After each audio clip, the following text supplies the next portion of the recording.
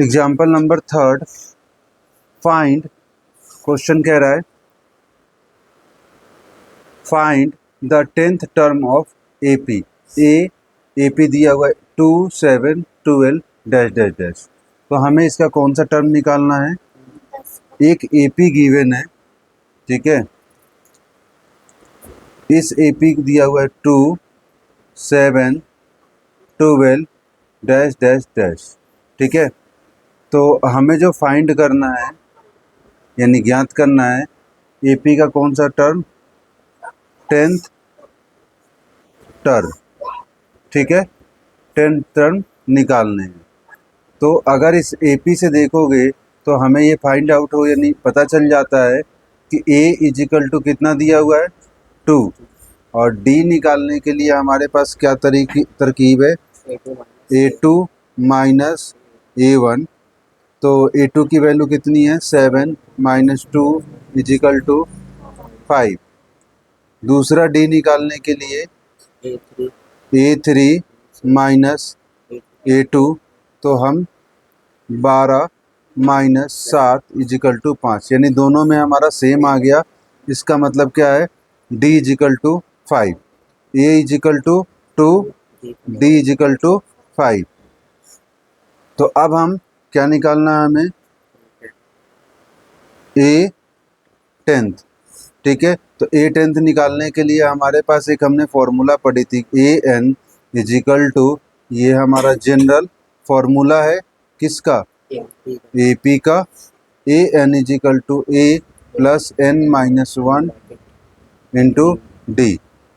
ए 10, A की value कितनी 2 plus N की वैल्यू 10 माइनस 1, डी की वैल्यू 5। 2 प्लस 10 में से 1 गया 9 इंटू 5,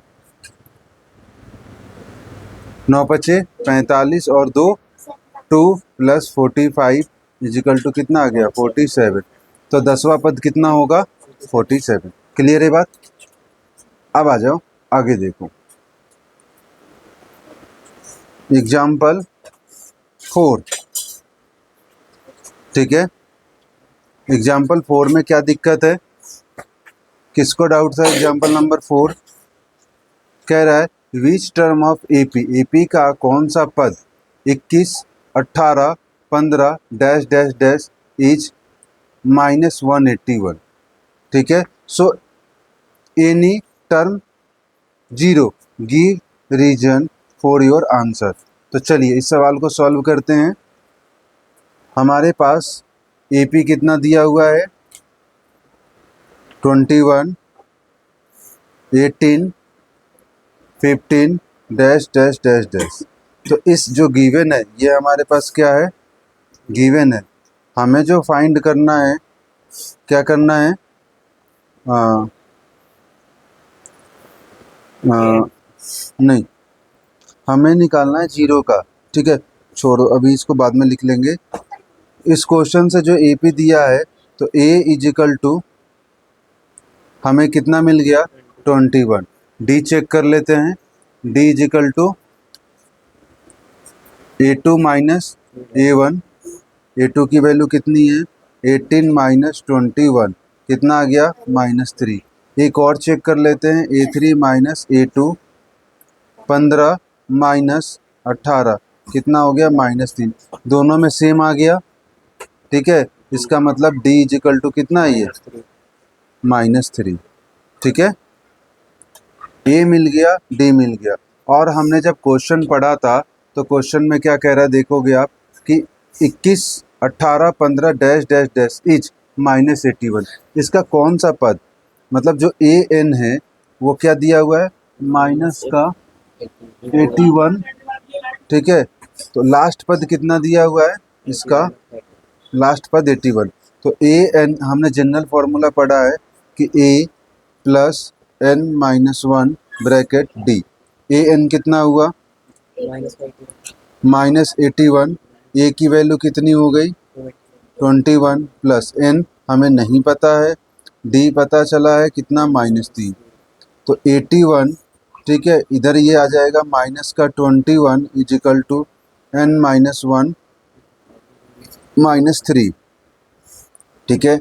तो 1 और 1 कितना हो गया 2, 2 और 8 110 माइनस का, और ये जो 3 है ये मल्टीप्लिकेशन के केस में है तो मैं इसको नीचे ले लूँ, माइनस का 3, माइनस से माइनस कट गया, n माइनस 1 3 के टेबल में कितनी बार में कटेगा, 3 3 जा 9 और 3 4 जा 12, तो 34 equal to n minus 1, n equal to कितना हो जाएगा, इधर लिख लेता हूँ, 34 प्लस 1 इजिकल टू कितना आ गया 35। तो इसके अंदर कितने टोटल पद हुए 35। लेकिन इसमें हमसे क्वेश्चन में एक और चीज़ पूछा हुआ है, ठीक है। क्वेश्चन में और क्या पूछ रहा है, अल्सो एनी टर्म, कोई पद 0 हो सकता है तो बिल्कुल हो सकता है, यानी हमें एक और चीज़ यहाँ पे जब पूछ रहा है कि ए एन कौन सा पद 0 होगा, ठीक है, अल्सो। तो ए एन का फॉर्मूला हम दोबारा लगाएंगे, A plus N minus 1 into D equal to 0। A की वैल्यू कितनी निकल के हमारे पास है 21 प्लस एन, हमें नहीं पता कि वो कौन सा पद 0 होगा, डी की वैल्यू कितनी निकली थी -3 इजिकल टू 0। ये एन माइनस 1 और -3, ये -21, n minus 1 equal to -21 upon ये 3 जो है ये मैंने बटे में ले लिया, 3 सत्ते 21, ठीक है। तो यहाँ पर n minus 1 equal to 7, n equal to 7 plus 1 कितना आ गया 8, n आठवां पद क्या होगा इसका 0 होगा। क्लियर है, तो हम क्या लिख देंगे, so the 8th term is 0, ठीक है। कौन सा, ये समझ नहीं आया।